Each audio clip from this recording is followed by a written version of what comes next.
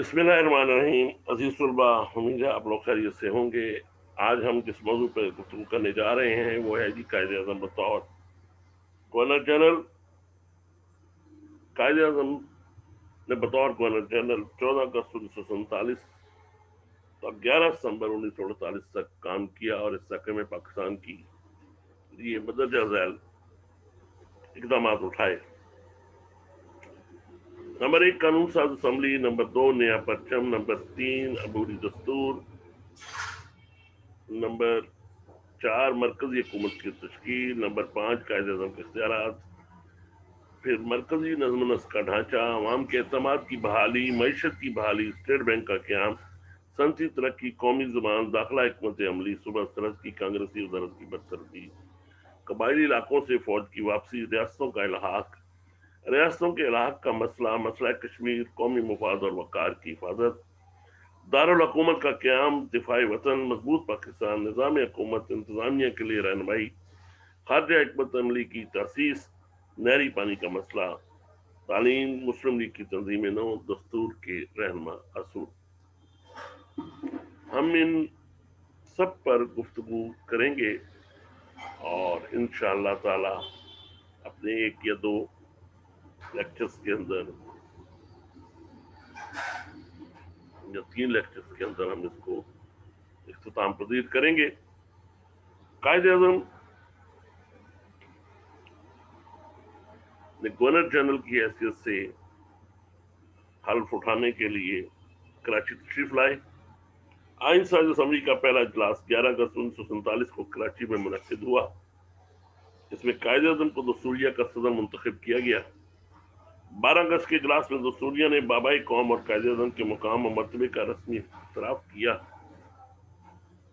और एक करारदाद पास की कि 15 अगस्त 1947 से तमाम सरकारी कार्रवाई में कायदे आज़म मोहम्मद अली जिन्ना गवर्नर जनरल पाकिस्तान के तौर पर मुखातिब किया जाए। इंतकाल इक़्तिदार की जो रस्म हुई वो 13 अगस्त को माउंट बैटन मलकियत पाकिस्तान को हुकूमत बरतानिया की तरफ से इक़्तिदार की मुंतकली के लिए रस्म अदा करने कराची पहुंचा। 14 अगस्त को पाकिस्तान की दस्तूर साज असम्बली का खसूसी इजलास हुआ जिसमें माउंट बैटन ने ये रस्म अदा की। इजलास शुरू होने से के बाद पहले वज़ीर आज़म ने इफ्तिताही तकरीर की। इसके बाद माउंट बैटन ने सरकारी ऐलान पढ़कर सुनाया और असम्बली से खिताब किया। इस दिन इस सरजमीन की बुलंदियों से बरतानिया का कौमी झंडा यूनियन जैक हमेशा के लिए उतार दिया गया।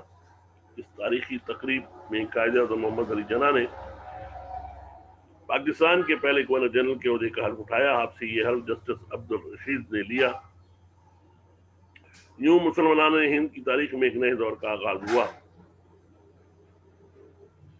चौधरी मोहम्मद अली ने ज़हूर पाकिस्तान में तहरीर किया है कि कायदे आज़म ने अपने पहले खिताब में इन बुराइयों को बड़े साफ और वाशकाफ अंदाज में वाजे किया जिसमें हिंदुस्तान और पाकिस्तानी जैसे पसमानदा मुल्क मुब्तला थे। इन्होंने कहा, हिंद जिन बड़ी लानतों से दो चार है में एक रिश्वत और बदजानती है।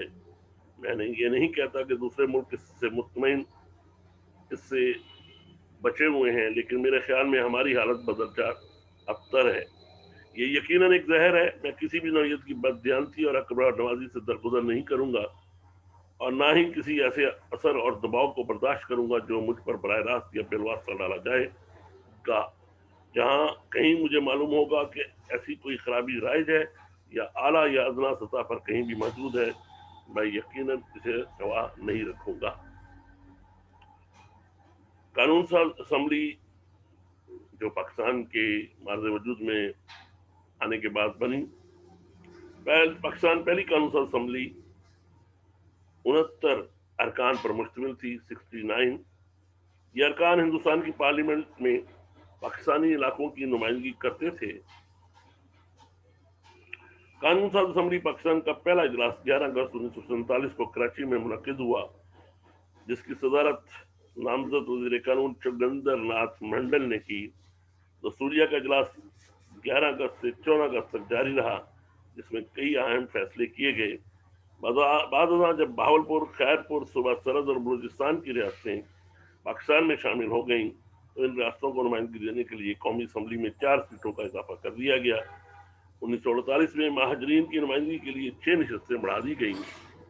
اس طرح دستور ساز قومی اسمبلی کے ارکان کی کل تعداد 79 ہو گئی، جن کی تفصیل حسب ذیل ہے: مشرقی بنگال 44، پنجاب 17، سندھ 4، صوبہ سرحد 3، بلوچستان 1، بلوچستان کی ریاستیں 1، صوبہ سرحد کی ریاستیں 1، پنجاب ریاست بہاولپور 1، سندھ ریاست خیرپور 1، کل 89۔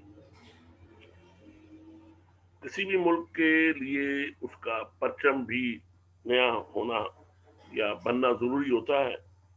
دستور ساز اسمبلی نے پہلے اجلاس 11 اگست 1947 میں پاکستان کے لیے نئے پرچم کی منظوری دی۔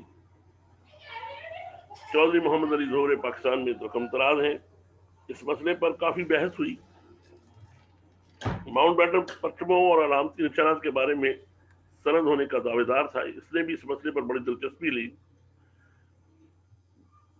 مسلم لیگ کا سبز پرچم، جس پر مسلمانوں کا روایتی نشان ہلال اور ستارہ تھا، جوں کا توں اختیار نہیں کیا جا سکتا تھا، کیونکہ اس طرح مملکت اور ایک خاص سیاسی پارٹی باہم یکساں ہو جاتی۔ دوسری طرف یہ بات بھی تھی کہ قومی پرچم کی امتیازی خصوصیات مسلم لیگ کے پرچم سے ہی لی جانی تھی۔ بالآخر مسلم لیگ کے پرچم میں اقلیتوں کی نمائندگی کے لیے سفید دھاری کا اضافہ کیا گیا۔ ماؤنٹ بیٹن کی تجویز پر حلال اور ستارے کا رخ بقدر 45 ڈگری گھما دیا گیا، تاکہ حلال پرچم کی مشابہت نئے چاند سے اور زیادہ کرین حقیقت ہو جائے۔ اس طریقے سے یہ پاکستان کا پرچم عرض وجود میں آیا۔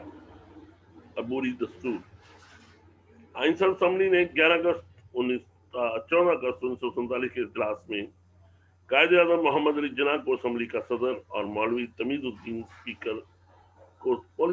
کو اسپیکر منتخب کیا، اور گورنمنٹ آف انڈیا ایکٹ 1935 میں ضروری ترامیم کر کے پاکستان کا عبوری آئین تسلیم کر لیا۔ قائد اعظم نے بحیثیت گورنر جنرل اس عبوری آئین کو مملکت پاکستان کے لیے اس اعلان کے ساتھ نافذ کیا کہ مملکت پاکستان کا آئین دستور ساز اسمبلی بنائے گی، جو اسلامی جمہوری اصولوں کا آئینہ دار ہوگا۔ اپنی صدارتی تقریر میں، جو آپ کی زندگی کی انتہائی اہم تقریر تھی، آپ نے فرمایا: آپ آزاد ہیں، آپ اپنے مندروں میں جانے کے لیے آزاد ہیں، آپ اپنی مساجد میں جانے کے لیے آزاد ہیں، آپ ملکیت پاکستان میں کسی دوسری عبادت گاہ میں جانے کے لیے آزاد ہیں، آپ کا تعلق کسی مذہب، ذات یا عقیدے سے ہو، اس بنیادی اصول سے کوئی تعلق نہیں کہ ہم سب ایک ریاست کے شہری اور برابر درجے کے شہری ہیں۔ قائد اعظم کی تقریر پر چودھری محمد علی رقم طراز ہیں۔ یہ پوچھا جاتا ہے کہ پاکستان کے اصول کے ساتھ ہی قائد اعظم 2 قومی نظریے سے دستبردار ہو گئے ہیں۔ پوچھا جاتا ہے تھا، اور انہوں نے اس کے تمام شہریوں کو، مسلم ہو یا غیر مسلم، یکساں دعوت دی تھی کہ وہ علاقائی قومیت کی اساس پر مملکت کے لیے شانہ بشانہ کام کریں۔ پاکستان ہم نے لڑکے نہیں بلکہ 2 قومی نظریے کے اختیار کے استعمال سے حاصل کیا ہے، اور یہی احساس پاکستان ہے جسے کبھی بھی نظر انداز نہیں کیا جانا چاہیے۔ تقریر کا مطلب یہ تھا کہ مملکت کو اپنے باشندوں کی جان و مال اور مذہبی مقدسات کی پوری حفاظت کرنی چاہیے، اور اپنی ساری توجہ لوگوں کو بالخصوص عوام اور غریبوں کی بہبود پر مرکوز کر دینی چاہیے۔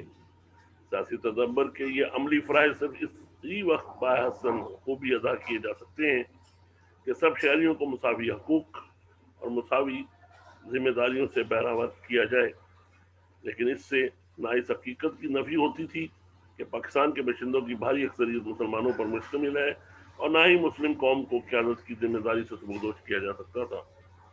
اگر قیادت اپنے قول و فعل میں مخلص ہو اور اس کا قلب منظر حقیقی معنی میں اسلامی ہو، تو پھر ملک کی حکمرانی کے اصول لازماً اسلام کی بنیاد پر استوار ہوں گے۔ قائد اعظم نے سامجی کام کے متعلق کہا کہ یہ سماجی انصاف اور اسلامی سوشلزم کی پختہ بنیادوں پر قائم ہے، جو مساوات اور اخوت انسانی پر زور دیتی ہے۔ مرکزی حکومت کی تشکیل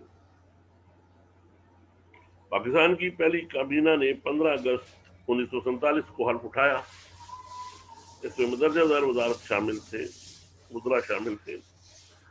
صاحبزادہ لیاقت علی خان وزیر اعظم امور خارجہ و تعلقات دولت مشترکہ اور محکمہ دفاع، ابراہیم اسماعیل چودھری گر امور تجارت صنعت اور تعمیرات، فضل الرحمان امور داخلہ اطلاعات اور تعلیم، ملک غلام محمد وزیر خزانہ، سردار عبدالرب نشتر مواصلات، راجہ غضنفر علی خان خوراک زراعت اور صحت، جوگندر ناتھ منڈل وزیر قانون و محنت۔ چند روز کے بعد ہی ظفر اللہ خان کو وزارت خارجہ کا قلمدان سونپ دیا گیا۔ ستمبر 1947 میں وزارت بحریات قائم کی گئی تو قلمدان راجہ غضنفر علی خان کے سپرد کیا گیا۔ مئی 1948 میں خواجہ شہاب الدین کو وزیر داخلہ بنایا گیا۔ جولائی 1948 میں ریاستوں اور قبائلی امور کا الگ محکمہ قائم کیا گیا، اس کی نگرانی قائد اعظم نے خود اپنے ذمہ لی۔ جنوری 1949 میں مشتاق احمد گورمانی وزیر امور کشمیر بنے۔ چودھری محمد علی رقم ظہور پاکستان میں لکھتے ہیں کہ 15 اگست 1947 رمضان مبارک کے آخری جمعے کو کا بابرکت اور مقدس دن تھا۔ اس مبارک دن قائد اعظم نے گورنر جنرل کا منصب سنبھالا اور کابینہ نے حلف اٹھایا۔ سارا ہلال و قومی پرچم لہرایا گیا۔ پاکستان مارز وجود میں آ گیا۔ دنیا بھر میں آبادی کے لحاظ سے 5واں سب سے بڑی اسلامی مملکت مارز وجود میں آ گئی۔ بعد میں خواجہ شہاب الدین وزیر داخلہ، چودھری ظفر اللہ وزیر خارجہ، چودھری نذیر احمد وزیر صنعت، پیرزادہ عبدالستار وزیر خوراک اور ایم اے مالک وزیر محنت مقرر ہوئے۔ قائد اعظم نے ان تمام وزیروں کی تقرری ذاتی طور پر کی تھی۔ ان میں سے ایم مالک ڈاکٹر اور ٹریڈ یونینسٹ سے غلام محمد صاحب کا سرکاری ملازم تھے اور خود کو ٹیکنیشین کہتے تھے۔ چودھری ظفر اللہ ایک ناول قانون دان تھے، مگر ان کے پیچھے کوئی سیاسی گروہ نہ تھا۔ ریاستوں اور قبائلی علاقوں کی نئی وزارت جولائی 1948 میں قائم کی گئی، اس کی نگرانی براہ راست قائد اعظم محمد علی جناح خود کرتے تھے۔ جنوری 1949 میں امور کشمیر کی ایک جداگانہ وزارت بنائی گئی اور مشتاق احمد گورمانی اس کے سربراہ مقرر ہوئے۔ قائد اعظم کے اختیارات بطور گورنر جنرل مملکت کا آئینی سربراہ ہوتا ہے اور اس حیثیت سے قائد اعظم کے اختیارات محدود تھے اور وہ وزیر اعظم کے مشورے پر عمل کرنے کے پابند تھے، لیکن وہ عوام کے محبوب رہنما اور پاکستان کے بانی تھے، اس لیے ان کے اختیارات بہت وسیع تھے۔ نظم و نسق کے بارے میں ان کو وہی حیثیت حاصل تھی جو ایک کنبے میں قابل احترام باپ کو اختیار ہوتا ہے۔ ظہور پاکستان میں چودھری محمد علی لکھتے ہیں ان کی اپنی حیثیت منفرد تھی، وہ قائد اعظم اور بابائے قوم تھے۔ جیسا کہ لیاقت علی خان نے کہا تھا، ہماری آزادی ایک شخص واحد کی خدمات اور مساعی کا ثمر تھا، اور آپ جانتے ہیں کہ وہ ہمارے محبوب ترین لیڈر قائد اعظم ہیں۔ اگر وہ پاکستان میں کسی بھی سرکاری منصب پر فائز نہ ہوتے تو بھی ارباب اختیار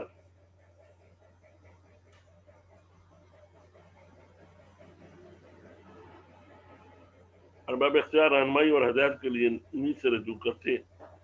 عوام کو جتنا اعتماد ان پر تھا اور کسی پر نہیں تھا، اشخاص اور معاملات کے بارے میں ان کا فیصلہ حرف آخر تھا۔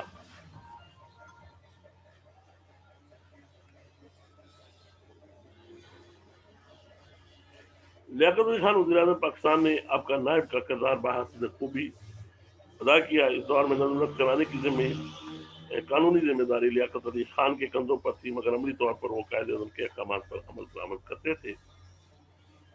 قائد اعظم کابینہ کے اجلاس کی صدارت کرتے، یہ تجویز خود کابینہ نے پیش کی تھی۔ تمام اہم ملکی مسائل اور خاص طور سے امور خارجہ کی خود نگرانی کرتے۔ ریاستوں اور سرحدی امور کی نئی وزارت ان کے براہ راست ماتحت تھی۔ وہ گورنروں کا تقرر خود کرتے، آپ کی زبان سے نکلا ہوا ہر لفظ حرف آخر سمجھا جاتا تھا۔ کسی مرکزی وزیر کی ہمت نہ تھی کہ قائد اعظم کی کوئی بات نہ مانے۔ صوبائی وزیر بھی آپ کے نیاز مند تھے۔ اس دور میں صوبائی اور مرکزی سیاست ہر قسم کے تعصب سے پاک تھی۔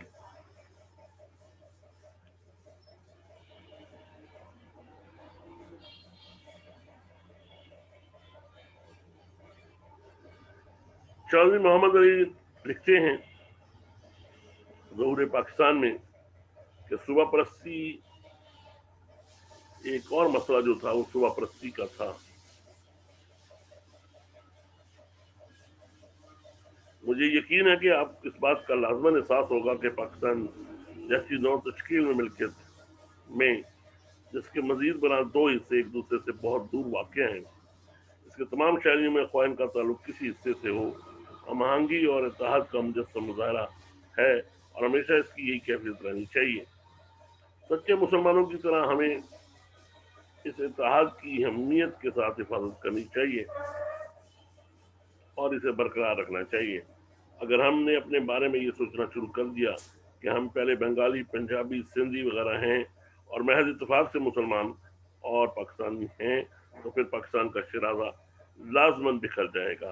ये मत समझिए कि ये कोई दकीक मसला है। हमारे दुश्मन इसके इम्कान से पूरी तरह बाखबर हैं और मुझे आपको खबरदार कर देना चाहिए कि वो पहले ही से इन्हें अपने काम में लाने के लिए सरगर्म अमल हैं।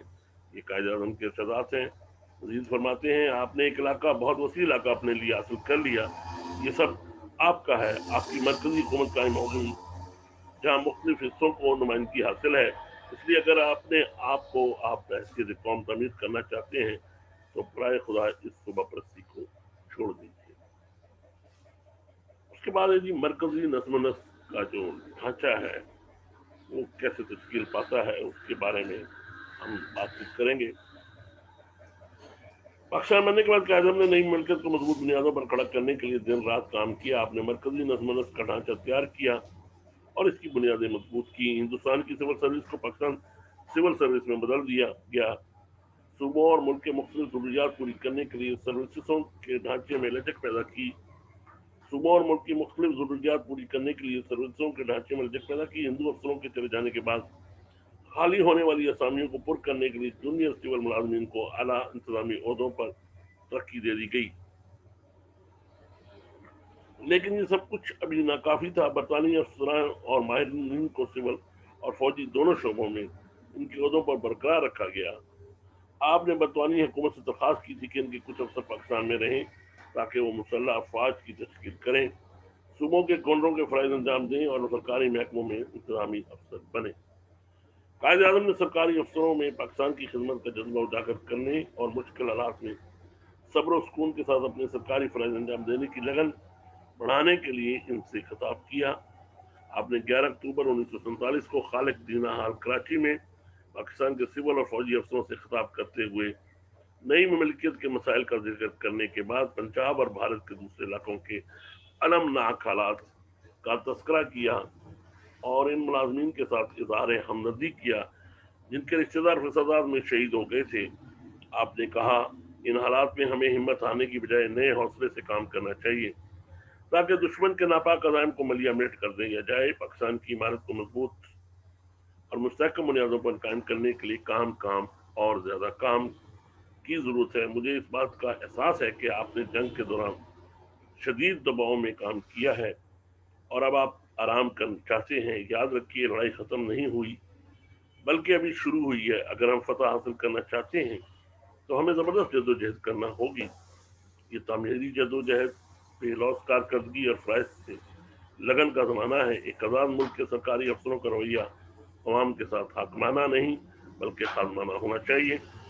25 मार्च 1948 को चिटागांग के सरकारी गजटेड अफसरों से खिताब करते हुए आपने इनकी तवज्जो इस तरफ दिलाते हुए फरमाया, आपको कौम के खादम की हैसियत से अपने फ़राइज़ अंजाम देने चाहिए।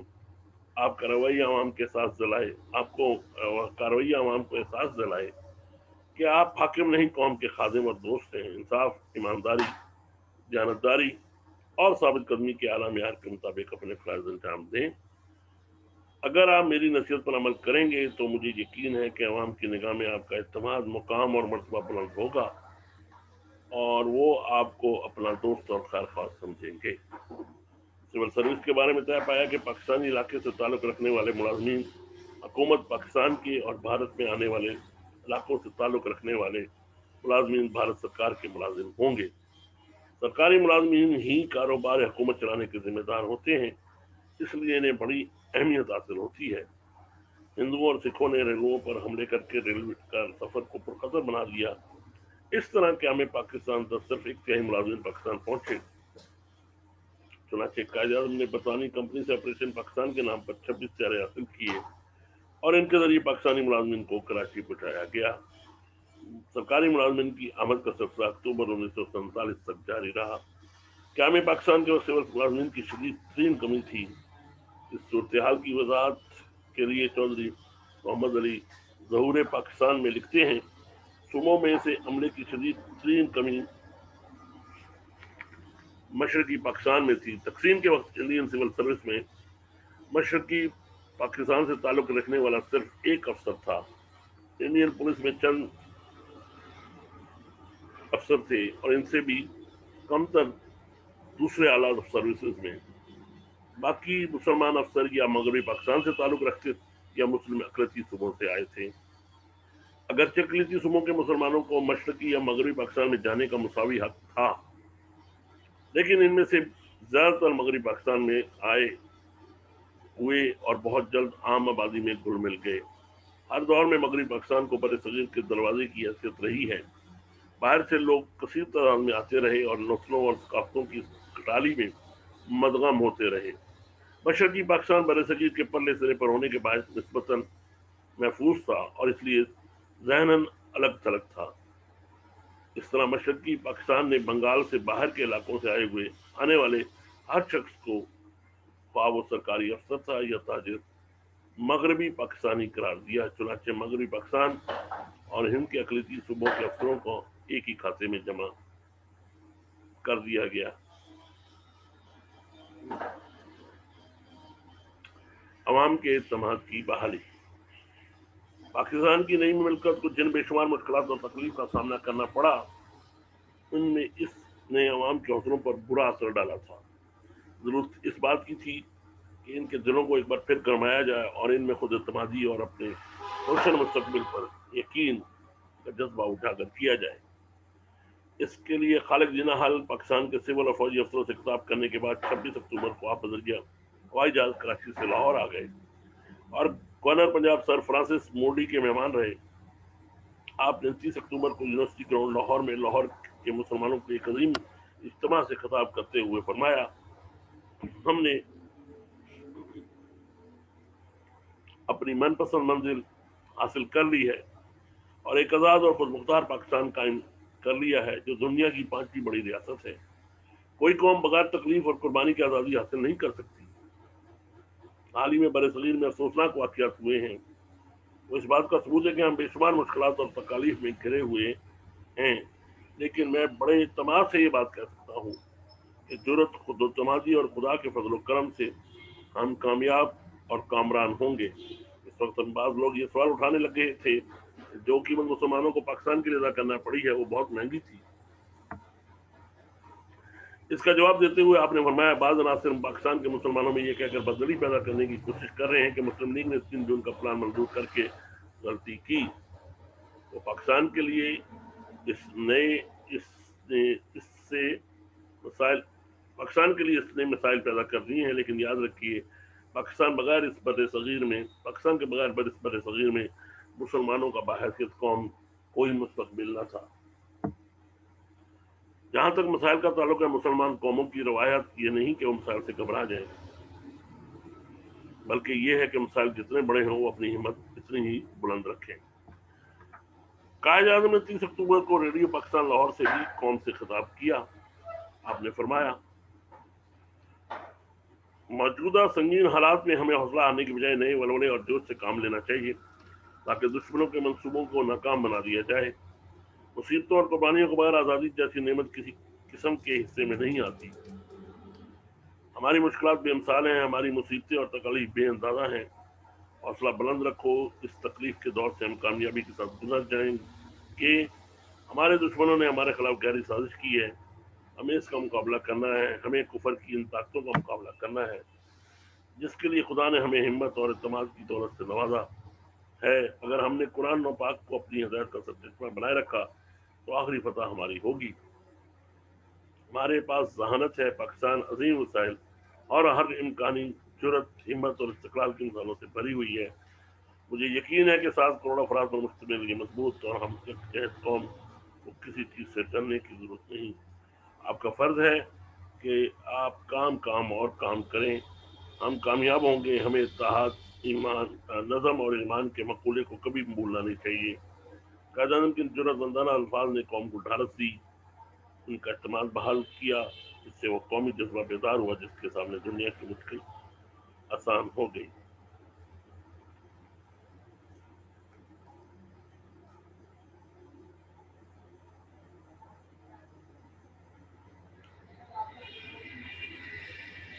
مہاجرین کی آباد کاری۔ قائد اعظم کو لوٹے پڑے مہاجرین کی حالت کا بڑا احساس تھا۔ مہاجرین کی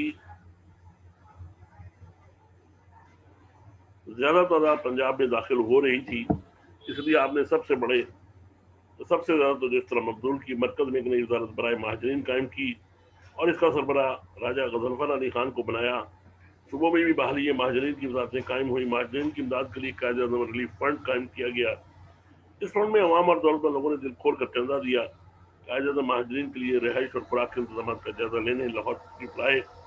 مہاجروں کی خراب حالت دیکھ کر آپ کی آنکھوں میں آنسو بھر آئے۔ لاہور کے جلسہ عام میں آپ نے کہا اب ہم پاکستانیوں پر یہ ذمہ داری آن پڑی ہے کہ ہم ان لاکھوں تباہ حال مہاجرین کی جو اپنا سب کچھ بھارت چھوڑ کر پاکستان آ رہے ہیں، ہر ممکن امداد کریں۔ انہیں ان کی مصیبتیں اس لیے سہنا پڑی ہیں کہ وہ مسلمان ہیں۔ آپ نے عام شہریوں سے اپیل کی کہ وہ مہاجرین کی بحالی اور ان کی آباد کاری میں حکومت کا ہاتھ بٹائیں۔ قوم نے آپ کی آواز پر لبیک کہا اور ہر طرح سے مہاجرین کی امداد کی۔ مہاجرین کی آباد کاری کا زیادہ تر بار مغربی پنجاب کو برداشت کرنا پڑا، کیونکہ مغربی پنجاب مہاجرین کے راستے میں سب سے قریب اور سب سے پہلے آتا تھا، اس لیے زیادہ مہاجرین اسی کے ہو کر رہ گئے۔ تاہم حکومت پاکستان نے مغربی پنجاب سے مہاجرین کا دباؤ کم کرنے اور اس دباؤ کو پورے مغربی پاکستان میں پھیلانے کے لیے 27 اگست 1948 کو حکومت پاکستان نے ایک فرمان جاری کیا۔ دورے پاکستان میں چودھری محمد علی لکھتے ہیں، پاکستان میں کثیر آبادی کی نقل مکانی سے جو صورتحال پیدا ہو گئی، اس سے پاکستان کی اقتصادی زندگی کو خطرہ لاحق ہو گیا، اس لیے ہنگامی حالات کا اعلان کیا جاتا ہے۔ مغربی پاکستان کے کیمپوں میں جو مہاجرین بڑی بےتابی سے آباد کاری کے منتظر ہیں، ان میں سے 2 لاکھ کو سندھ میں آباد کرنا چاہیے، 1 لاکھ کو شمال مغربی صوبہ سرحد میں اور 1 لاکھ کو بہاولپور میں، خیرپور اور بلوچستان جنسی میں، اور مغربی پنجاب کو صحیح مزید میں سے 1 لاکھ اور مہاجر آباد کرنے چاہیے۔ بائیں ہمہ مرکزی حکومت کے مساعی جزوی طور پر ہی کامیاب ہوئی۔ ہمیں پاکستان سے قبل ہی مشرقی پنجاب میں مسلمانوں کی قربان گاہ بن گیا تھا۔ ہندوؤں اور سکھوں نے سوچے سمجھے منصوبے کے تحت مسلمانوں کا قتل عام شروع کر دیا تھا اور مشرقی پنجاب کے مسلمان مغربی پنجاب کی طرف ہجرت کرنے میں مجبور ہو گئے۔ قائد اعظم نے مہاجرین کے مسئلے سے برہم ازما ہونے کے لیے ہنگامی بنیادوں پر انتظامات کیے۔ قیام پاکستان کے فوراً بعد 16 اگست 1947 کو لیاقت علی خان نے وزیر اعظم کی حیثیت سے دہلی میں لارڈ ماؤنٹ بیٹن سے ملے اور قتل عام کو رکوانے کے لیے بات چیت کی۔ 1 دسمبر 1947 کو پنجاب باؤنڈری فورس ختم کر کے حکومت پاکستان نے امن و امان کی ذمہ داری سنبھال لی۔ قائد اعظم نے مہاجرین کے مسئلے سے نمٹنے کے لیے دسمبر 1947 میں وزارت بحالیت کا مہاجرین کا یہاں قیام عمل میں لایا گیا۔ پہلا یہ کام فضل الرحمان کو اور بعد میں راجہ غضنفر علی کو سونپا گیا۔ قائد اعظم کھوکھرا پار کے راستے سے پاکستان آنے والے مہاجرین کے مسائل کے حل کے لیے خود کراچی میں ٹھہرے اور وزیر اعظم لیاقت علی خان کو مہاجرین کے مسائل سے نمٹنے کے لیے اپنا صدر دفتر لاہور منتقل کرنے کی ہدایت کی۔ 12 دسمبر 1947 کو قائد اعظم نے Quaid Azam refugee relief fund قائم کیا۔ قائد اعظم کی کوششوں سے دونوں ملکوں کے وزرائے اعظم پنجاب کے سرحدی علاقوں کے دورے پر گئے اور متاثرین کو ہر قسم کی امداد فراہم کی۔ مہاجرین کی بحالی کے اراضی اور مکان الاٹ کیے گئے۔